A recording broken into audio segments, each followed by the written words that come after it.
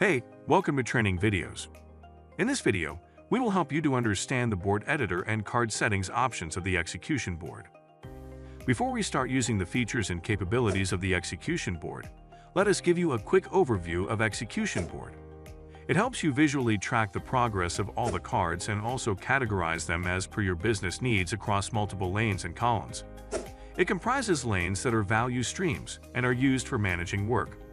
Lanes are further divided into multiple columns. These columns contain cards that can be tasks, action items, issues, or any business work items.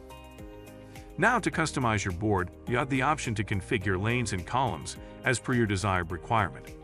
Just click the board editor under More Options or directly on the lanes. Here, you have the options to edit, delete, add lanes, and move the lanes up and downwards according to the appearance you need. Let's try adding a new lane. Enter the lane title. Columns under the lane are automatically created based on the project template. If you want to edit the details of the column, split the column horizontally or vertically. Simply use these options available over here. In the In Progress column type, you have the option to set the column as a percentage progress column. In this, as your work progresses, the cards move automatically in the In Progress column, which is based on the percent complete of your card.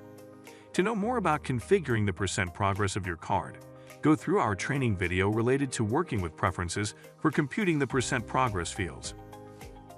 For our scenario, let us select this column as set as percent progress column. Select the desired scale interval to visualize the progress of your cards. Let's select 25%, and for computational settings, let's select based on card percent complete and save. Doing so on the execution board, cards on the column will move automatically depending on the card's own percent complete that could be manually entered or computed. Here in our scenario, as you see, EPC5 is currently showing 30% completed. Let's update the percent complete of this card to 65% and modify one of its attributes. Save priority to high and save. You see that the card moved to 65% on the scale. Now let's cover the other option available on the execution board, which is the card settings.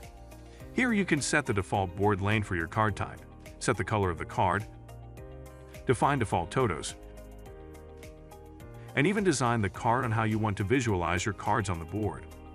You can select which attributes and icons need to be displayed on the card.